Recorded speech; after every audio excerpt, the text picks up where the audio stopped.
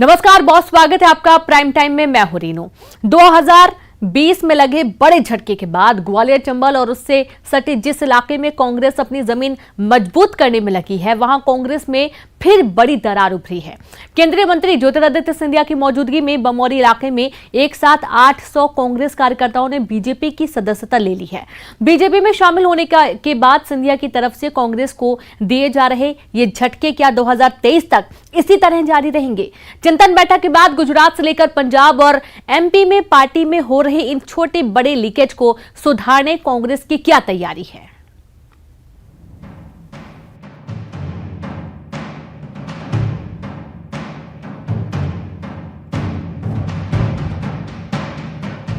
गुजरात में हार्दिक पटेल, पंजाब में सुनील जाखड़ और एमपी में सैकड़ों कार्यकर्ताओं ने एक मुश्त छोड़ दी कांग्रेस छोड़कर बीजेपी का दामन थामने वाले कार्यकर्ताओं की एक कतार चुनाव के ऐन पहले पार्टी के लिए बड़ा झटका इन मायनों में है कि इस फौज के दम पर कांग्रेस को इस इलाके में अपनी जमीन मजबूत करनी थी। बमौरी क्षेत्र में केंद्रीय मंत्री ज्योतिरादित्य सिंधिया की मौजूदगी में एक साथ 800 से ज्यादा कार्यकर्ताओं ने कांग्रेस छोड़कर बीजेपी का दामन थाम लिया है। मौके से चौका लगाने में माहिर ज्योतिरादित्य सिंधिया ने बताया कि कैसे उन्होंने इस इलाके की तस्वीर बदलने एड़ी चोटी का जोर लगाया। 100 किलोमीटर की सड़क का आवेदन दिया तो 100 किलोमीटर की सड़क को लेकर भी भूतल पर्यावरण मंत्रालय के दरवाजे के बाहर मैं खटखटाया और मैंने छोड़ा नहीं जब तक उसकी स्वीकृति नहीं और वापस लेके मैं आया यहाँ।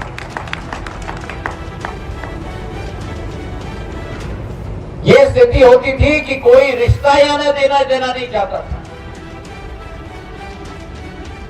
आज ये स्थिति हो गई है राजस्थान बॉर्डर पे कि सारे लोग तैनात हो गए हैं कि शादी करवा दो, बिजली भी आ गई, सड़क भी आ गया, पानी भी आ गया, पंजाब बन गया बमौरी। कितने सबस्टेशन हमने दिलवाए। हालांकि सिंधिया की मौजूदगी में फिर एक बार बड़ी तादाद में हुए कार्यकर्ताओं के इस दल बदल को कांग्रेस चुनाव के पहले की रूटीन प्रक्रिया बता रही है, इस दावे के साथ कि जितने कार्यकर्ता टूट रहे हैं उससे ज्यादा तादाद में पार्टी से जुड़ भी रहे हैं। देखिए, ये आना जाना लगा रहता है, आया राम गया राम। पहले भी थे, ये पहले भी होता रहा है, इससे कोई फर्क नहीं पड़ता है। उससे ज्यादा लोग जुड़ते हैं, जितने जाते हैं उससे कहीं ज्यादा लोग जुड़ते हैं। ये विचारधारा की लड़ाई है। सवाल यह है कि जब चिंतन शिविर के साथ कांग्रेस दोबारा खड़े होने की कोशिश में है, ठीक उसके बाद गुजरात से लेकर पंजाब और एमपी में पार्टी में ये भगदड़ क्यों मची है? क्या कांग्रेस संगठन परिवार में ही ये भरोसा दिलाने में नाकाम हो रहा है कि हालात बदलेंगे?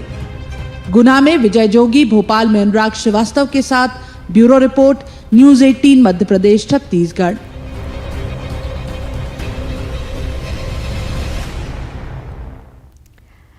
तो ग्वालियर चंबल में कांग्रेस के सामने सिंधिया है चुनौती। सिंधिया के कांग्रेस छोड़ने से संभाग की हवा बदली हुई है। बीजेपी को मजबूत करने में लगातार सिंधिया जुटे हुए हैं, तो वहीं ग्वालियर चंबल में जमीन मजबूत करना कांग्रेस के लिए एक बड़ी चुनौती बन चुका है। 800 कार्यकर्ताओं के एक साथ पार्टी छोड़ने से यहां पर कांग्रेस को बड़ा झटका लगा है। आगे बढ़ेंगे। 2023 के विधानसभा चुनाव के ठीक पहले फिर उसी फॉर्म में है शिवराज, जो उनकी यूएसपी कही जाती है। पिछले एक महीने से शिवराज की रफ्तार का आलम यह कि इन दिनों जिस वक्त ये प्रदेश सुबह का सूरज देख रहा होता है, उस वक्त तक सीएम शिवराज अलग अलग विभागों के साथ जिलों का जिम्मा संभालते, मंत्री और अफसरों की के साथ बैठक कर चुके होते हैं, क्लास ले रहे होते हैं। तो क्या ये रफ्तार नगरीय निकाय चुनाव के मद्देनजर है या 2023 के विधानसभा चुनाव के पहले का एक्शन माना जाए? सरोकार संवेदना के साथ सियासत में रफ्तार के साथ बढ़ रहे शिवराज चौथी पारी में कैसे बने हैं मिसाल, ये रिपोर्ट देखिए।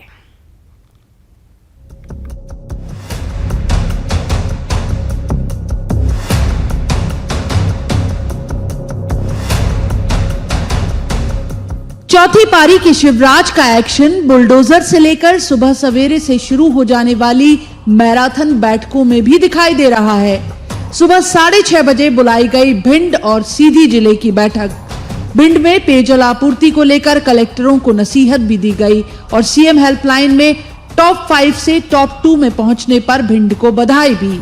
इसके पहले पीएचई, पंचायत ग्रामीण और ऊर्जा विभाग के अफसरों के अलावा 52 जिलों के कलेक्टर, एसपी, सीएमओ, नगरीय विकास विभाग के अधिकारियों के साथ सुबह 7 बजे से मैराथन बैठकें कर चुके हैं शिवराज। और एक्शन ऐसा कि जनता के सामने ही जनता को न्याय। न्यू सबरी नगर में आओ, यहाँ पे देखो पानी की व्यवस्था। अभी मैं यहाँ से बता के जा रहा हूँ, यहाँ देख के पानी की समस्या का समाधान करो। लोग खड़े उनको देखो, न्यू सबरी नगर। हाँ, और अभी मैं आधा घंटा में लौट रहा हूँ तो फिर मैं आके पूछूंगा। जी सर पुरानी ठीक है, यहाँ रुको, नगर निगम का मिस्टर आ रहा है, करेगा तुम्हारी व्यवस्था। बाद में फिर मैं लौट के देखूँ। थैंक यू सर, को चिंता करते हो, मैं तुम्हारी धन्यवाद सर, आपका बहुत बहुत धन्यवाद। इसके पहले पिछले महीने ही 8 घंटे में 12 बैठकें कर चुके हैं शिवराज। प्रदेश में जल संकट की चुनौती से निपटने सीएम शिवराज ने सुबह 6:30 बजे पीएचई विभाग के अधिकारियों की बैठक बुलाई थी। पेयजल संकट को लेकर एक्शन प्लान तैयार करने विभाग के अधिकारियों को दिया था 12 घंटे का अल्टीमेटम। रफ्तार के साथ संवेदना और सरोकार भी समाज में बदलाव लाने पेश कर रहे हैं मिसाल कि मासूम खिलने से पहले न मुरझाएं। सरकार और पोषण आहार वो एक पक्ष है, लेकिन जन भागीदारी जुटाना और लोगों के मन में ये तड़प पैदा करना कि हमारे बच्चे कुपोषित नहीं रहेंगे, वो दूसरा पक्ष है। और आंगनवाड़ी में जिन चीजों की जरूरत है, कई बार खिलौने की जरूरत है, मैंने तय किया है कि मैं भोपाल में आज तारीख तय कर रहा हूं, मैं खुद हाथ ठेला लेके निकलूंगा और कहूंगा बच्चों के लिए खिलौने दो। ये अवेयरनेस क्रिएट करके लोगों को जोड़ने का प्रयास है। उधर कमलनाथ की निगाह में शिवराज के एक्शन से लेकर सरोकार तक सब दिखावा है। सर मुख्यमंत्री जी ठेला लेकर निकल रहे हैं, खिलौने बांटेंगे, वो खिलौने इकट्ठे करेंगे आंगनबाड़ी केंद्रों के लिए। सब नाटक, जितना नाटक कर सकते हैं वो सीख के आते हैं बम्बई से, कैसा नाटक किया जाए, और वो नाटक यहाँ क्या करते हैं। चौथी पारी में शिवराज की वर्किंग का अंदाज तो शुरुआत से ही बदला हुआ था। सख्त शिवराज जो समस्या का हाथ के हाथ निपटारा चाहते हैं। फिर ये रफ्तार भी तो बेसबब नहीं। दरवाजे पर खड़े नगरीय निकाय चुनाव के बाद 2023 का बड़ा इम्तिहान भी सामने है। भोपाल में अनुराग श्रीवास्तव के साथ bureau report, news 18 Madhya Pradesh Chhattisgarh. तो सत्ता में वापसी के बाद से ही फुल फॉर्म में नजर आ रहे हैं मुख्यमंत्री शिवराज सिंह चौहान, जहां माफिया, गुंडा, करप्शन के खिलाफ आक्रामक मूड में भी हैं। बुलडोजर से एक्शन को लेकर बुलडोजर मामा कहे जा रहे हैं और संवेदना के साथ जनता के सरोकारों पर पूरा फोकस भी है। संवेदनशील लेकिन सख्त प्रशासक की छवि भी उनकी बन रही है। आगे बढ़ेंगे। देश में कोयला संकट की वजह से कई राज्यों में बिजली कटौती की नौबत आ गई।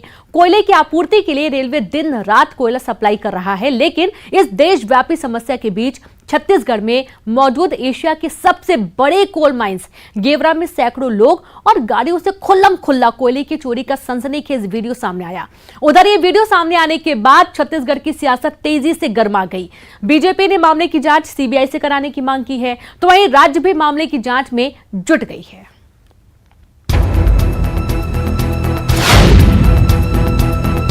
आज से पहले शायद ही ऐसी तस्वीर कभी दिखी हो।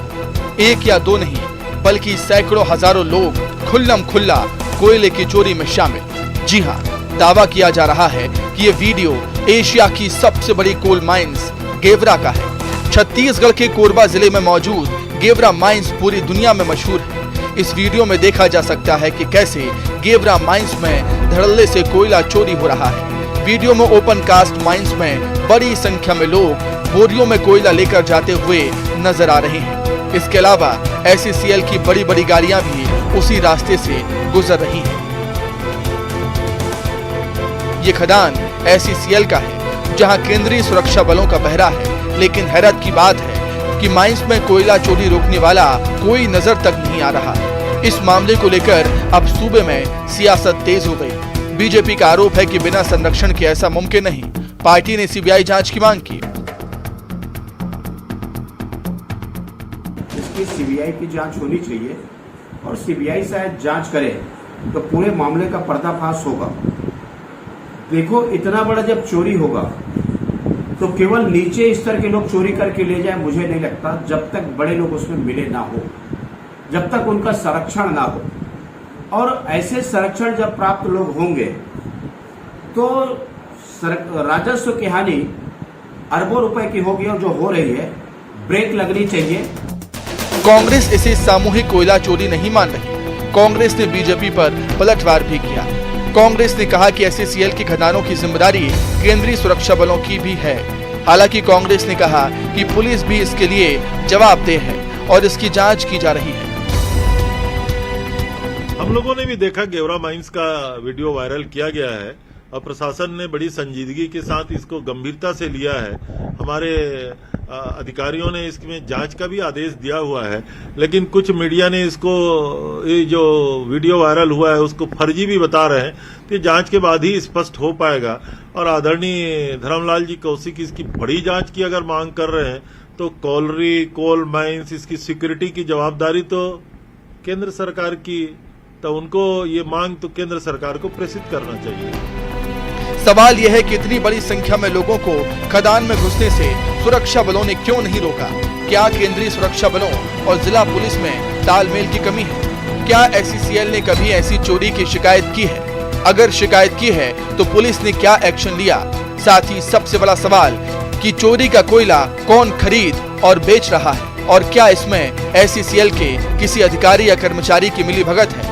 बिलासपुर आईजी ने इन्हीं बिंदुओं पर मामले की जांच का जिम्मा एंटी क्राइम और साइबर यूनिट को सौंपा। अभी तो जांच के आदेश दिए हैं और अभी इस बात की तस्दीक कर रहे हैं कि ये वायरल जो वीडियो है वो छत्तीसगढ़ का है या नहीं है।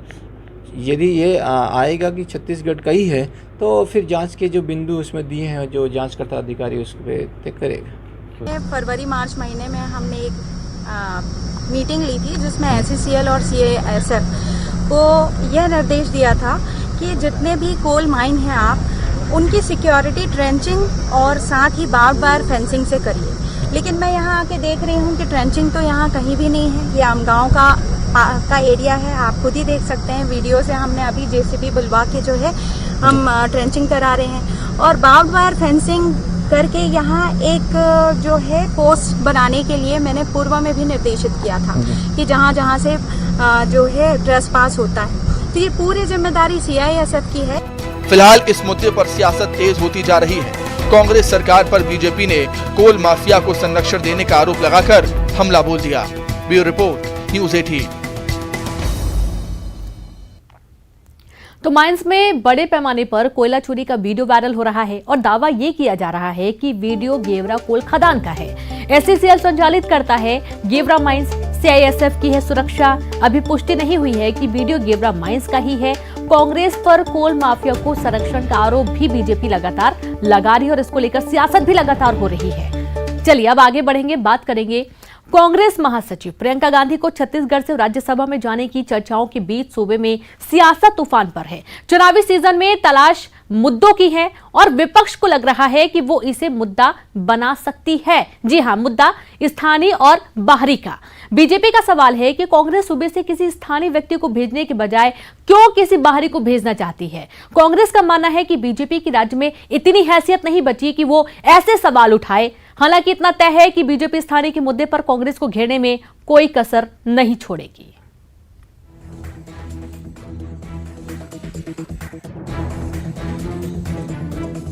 कांग्रेस में प्रियंका गांधी वाड्रा को राज्यसभा भेजने की चर्चा जोर शोर से चल रही है। जाहिर है कि कांग्रेस शासित किसी भी सूबे को प्रियंका गांधी को अपने स्टेट से राज्यसभा भेजने में खुशी होगी। लेकिन चर्चा है कि प्रियंका गांधी को कांग्रेस के सबसे मजबूत गढ़ यानी छत्तीसगढ़ से राज्यसभा भेजा जा सकता है। राज्य की पार्टी लीडरशिप खुशी खुशी प्रियंका गांधी को राज्यसभा भेजने के लिए तैयार भी बैठी है। 10 जून को राज्यसभा की 27 सीटों पर चुनाव होना है, जिसमें 2 सीटें छत्तीसगढ़ की हैं। विधायकों की संख्या बल के हिसाब से तय माना जा रहा है कि दोनों सीटें कांग्रेस के खाते में जाएंगी। चर्चा है कि छत्तीसगढ़ से कांग्रेस प्रियंका गांधी और एक स्थानीय नेता को राज्यसभा भेजेगी। राज्य कांग्रेस को इंतजार है तो बस आलाकमान की हरी झंडी का। दोनों सीट कांग्रेस के खाते में जाएगा तो निश्चित है। हाँ। बीजेपी बोल स्थानीय लोगों को दिया जाए। हमारी पार्टी तय करेगी, वो कौन हो भाई? मांग करिए तो कांग्रेस वो मोदी जी की सलाह दे केंद्र सरकार को सलाह दे कि महंगाई कम करे, अपने पार्टी में सलाह तो दे। हम लोग भी चाहते हैं, आदरणीय प्रियंका जी अगर चाहेंगी तो छत्तीसगढ़ सबसे अच्छा स्थान है, अच्छा प्रदेश है, जहां कांग्रेस की एब्सोल्यूट मेजॉरिटी है, 3/4 से ज़्यादा मेजॉरिटी है। तो यहाँ से प्रियंका जी जाए तो हमें खुशी होगी, लेकिन ये सब तय करने का काम हाईकमांड का है। आदरणीय मुख्यमंत्री जी के साथ चर्चा करके कौन राज्यसभा के लिए नामांकित होंगे, ये हाईकमांड आदरणीय मुख्यमंत्री जी से चर्चा करके फाइनल करेंगे। मुश्किल ये है कि बीजेपी इस मुद्दे पर कांग्रेस के सामने एक सियासी मुश्किल खड़ी करना चाहती है।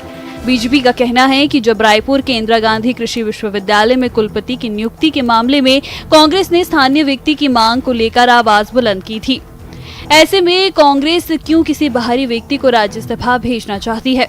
बीजेपी ने स्थानीय की अनदेखी का आरोप लगाकर कांग्रेस पर हमला बोल दिया है। दुनिया में कोई ऐसा राजनीतिक दल नहीं होगा जो 24 साल से एक परिवार के एक व्यक्ति का लगातार, इनके राष्ट्रीय समिति में सिर्फ एक काम होता है, चिंतन, और चिंता तो अलग बात है, सिर्फ मनोनयन हो जाता है कि आने वाले 4 साल के लिए सोनिया जी अध्यक्ष रहेंगी। उस राजनीतिक दल में सिर्फ और सिर्फ कांग्रेस के छत्तीसगढ़ के एक ही काम है कि प्रियंका का और राहुल का जय जयकार लगाएं और अपनी नैया पार करें। आप देख लो कि जो भी यहाँ पर लाभ अर्जित, बड़े बड़े जो काम यहाँ पर चल रहे हैं, मैं कह सकता हूँ कि उसमें छत्तीसगढ़ियों का केवल नाम बढ़ाया जाता है, नाम लिया जाता है, लेकिन लाभ जो है बाहरी व्यक्तियों को मिलता है। राज्यसभा जब सीट की बात आई तो बोले कि किसी को बोलने का अधिकार नहीं है, आपका मामला है आप रखें, लेकिन छत्तीसगढ़ियों का कितना हित है ये आज नहीं, कांग्रेस का इतिहास देख लीजिए। इनको छत्तीसगढ़ में राज्यसभा के लिए सांसद के व्यक्ति उनके व्यक्तित्व के व्यक्ति नहीं मिलते। हालांकि राज्यसभा के किसी स्टेट से बाहरी नेताओं को चुनना कोई नई बात नहीं, बीजेपी और कांग्रेस दोनों ही दल ऐसा करते आ रही हैं। कांग्रेस ने पिछली बार पंजाब में आने वाले कांग्रेस नेता और सुप्रीम कोर्ट के वकील KTS तुलसी को भी राज्यसभा भेजा था, लेकिन छत्तीसगढ़ में अगले साल चुनाव हैं और सूबे में कांग्रेस स्थानीय का मुद्दा उठाती रही है। ऐसे में बीजेपी की कोशिश कांग्रेस को उसी के जाल में फंसाने की है। अब देखना ये होगा कि इस सियासी खेल में किसे नफा किसे नुकसान होता है। ममता लांजवार के साथ ब्यूरो रिपोर्ट, न्यूज़ 18 रायपुर। वही बात करेंगे खरगोन शहर के दंगा पीड़ित इलाके संजय नगर की लक्ष्मी मुछाल की शादी में मुख्यमंत्री शिवराज सिंह चौहान की ओर से प्रभारी मंत्री कमल पटेल मामेरा भात लेकर पहुंचे। जी हां, सीएम शिवराज खुद शादी में शामिल होने वाले थे, लेकिन सीएम ने वीडियो कॉन्फ्रेंसिंग कर लक्ष्मी को आशीर्वाद दिया। वहीं लक्ष्मी की शादी यादगार बन गई।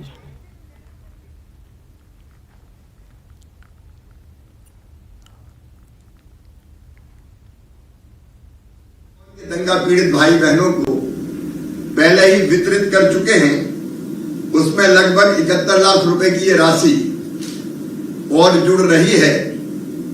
मैं इस अवसर पर इतना ही कहना चाहता हूं कि पीड़ित परिवारों के साथ मेरी सरकार खड़ी है, मेरे प्रभारी मंत्री, सांसद, भारतीय जनता पार्टी के हमारे सारे पदाधिकारी खड़े हैं, खरगोन की जनता खड़ी है।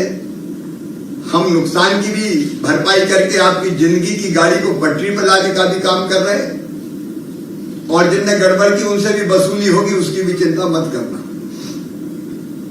हमारी भरसक कोशिश है कि दंगों में जिन भाई और बहनों को नुकसान हुआ उसकी भरपाई करके उनके सुखी जीवन की आधारशिला रखें और उनकी आजीविका की गाड़ी को पटरी पर लेकर आए। मेरी प्रिय बहनों और भाइयों, चिंता मत करना, मामा साथ है, ये सरकार साथ है, भारतीय जनता पार्टी आपके साथ है। हम हर संभव आपकी मदद करेंगे, सहयोग करेंगे और इस संकट से पार निकाल के आपको ले जाएंगे। इसलिए तो हमारी सरकार है। एक बार फिर मैं प्रिय लक्ष्मी को, दीपक का हृदय से आशीर्वाद और शुभकामनाएं देता हूं। मैं जल्दी खरगोन आऊंगा और मौका लगा तो गुजरात भी लक्ष्मी के घर पहुंच जाऊंगा एक आध बार, वह देखेंगे हम लोग। और खरगोन वासियों, मैं जल्दी आपके बीच खरगोन आऊंगा। एक बार फिर मैं अपनी पत्नी की ओर से, स्वयं अपने परिवार की ओर से अपनी बेटी को, दामाद को बहुत बहुत शुभकामनाएं देता हूं। और दंगा पीड़ित भाई बहनों को ये कहता हूं, चिंता नहीं करें, आपके साथ खड़े हैं। जिंदगी की गाड़ी आपकी पटरी पे आएगी भाई नारायण सिंह जी, राजकुमार बेब जी, कल्याण अग्रवाल जी, जैन साहब, अब जितने दिखाई दे रहे हैं, धनवीर जी, जितना मैं पहचान पा रहा हूँ, काफी लोग जिला अध्यक्ष सहित। और इसी के साथ प्राइम टाइम में इतना ही। नमस्कार।